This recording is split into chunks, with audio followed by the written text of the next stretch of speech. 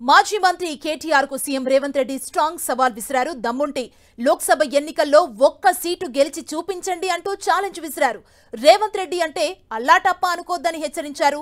తండ్రి పేరు చెప్పి పదవిలో కూర్చున్న వ్యక్తిని కాదన్నారు. కార్యకర్త స్థాయి నుంచి సీఎం స్థాయి వరకు ఎదిగిన వ్యక్తినన్నారు రేవంత్. జైల్లో పెట్టినా, కుట్రలు చేసినా, నల్లమల అడవుల నుంచి దుర్మార్గులను, అవినీతిపరులను తొక్కుకుంటూ వచ్చానన్నారు. కార్యకర్తల అండ ఉన్నంతకాలం తన కుర్చీని ఎవరూ తాకలేరన్నారు సీఎం రేవంత్ రెడ్డి. వినోద్ రావులందరూ కుట్ర చేసి ఇవాళ కాంగ్రెస్ పార్టీ మీద శాపనార్థాలు పెడుతున్నారు. నేను అడుగుతున్నా, సోయిలేని సన్నాసులను, దద్దమ్మలను, పేదోళ్ళ బిడ్డలకు మేము వేలాది ఉద్యోగాలు ఇస్తే మీ కడుపు మండిందా అని చెప్పి నేను అడుగుతున్నా. నీ బిడ్డను నిజామాబాద్లో బండకేసి కొడితే 6 నెలలు తిరగకముందనే నువ్వు ఎమ్మెల్సీ పదవి ఇచ్చినావు. నువ్వు ఉన్నప్పుడు పరీక్షా పత్రాలు జిరాక్స్ సెంటర్లలో పల్లి బఠానీల్లాక అరాజు పెట్టి అమ్ముతుంటే సిగ్గులేనోడా, ఏ ఒక్క రోజైనా దద్దమ్మల్లో ఆ దొంగల్ని అరెస్టు చేసినవా? మేము వచ్చినాక బొక్కలేసినాం ఎవడైనా అట్లా చేస్తా అంటే. అందుకే ఈరోజు పేదోళ్ళ పిల్లలకు ఉద్యోగాలు ఇవ్వడానికి, పారదర్శకమైన నియామకాలు చేపట్టడానికి పబ్లిక్ సర్వీస్ కమిషన్ని ప్రక్షాళన చేసినాం. కోర్టులలో ఉన్న కేసులను పరిష్కరించి ఇవాళ వేలాది ఉద్యోగాలు ఇచ్చే బాధ్యత తీసుకున్నాం. పొద్దున్న లేస్తే గవే చెత్త మాటలు, సొల్లు వాగుడు.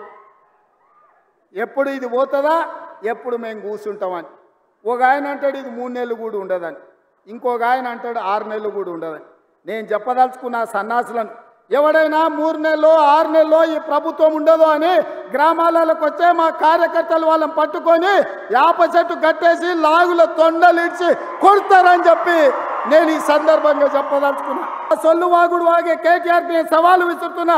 బిడ్డ, ఇవాళ నేనే ముఖ్యమంత్రి, నేనే పిసిసి ప్రెసిడెంట్ను.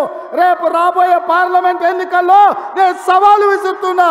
నీ చేతనైతే దమ్ముంటే, నువ్వు మొగోడు అయితే ఈ తెలంగాణ రాష్ట్రంలో బిడ్డ ఒక్క సీటు గెలిచి చూపించు.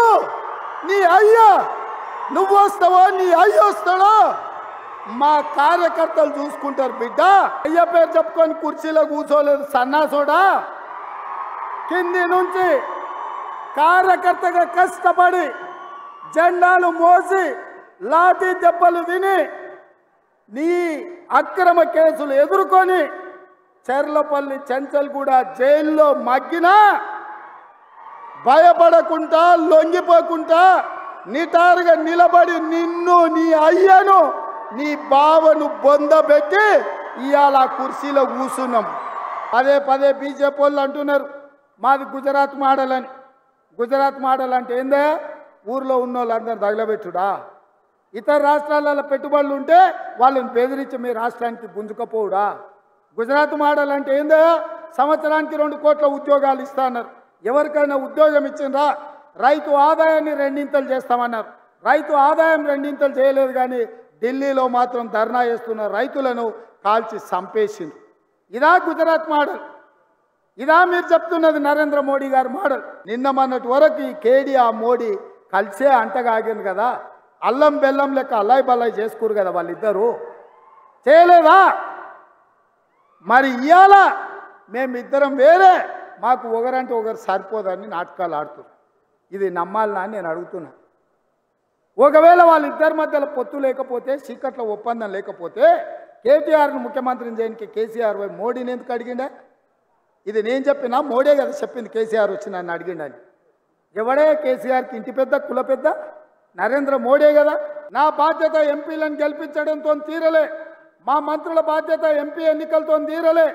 అసలైన బాధ్యత క్రమశిక్షణ కలిగిన కార్యకర్తలను సర్పంచులుగా, ఎంపీటీసీలుగా, జడ్పీటీసీలుగా, జిల్లా పరిషత్ చైర్మన్లుగా, మండల పరిషత్ అధ్యక్షులుగా మిమ్మల్ని గెలిపించినప్పుడు, వార్డు మెంబర్లుగా ప్రతి హోదాలో కార్యకర్తలను గెలిపించినప్పుడే నిజమైన కాంగ్రెస్ పార్టీ నాయకులం అనిపించుకుంటాం.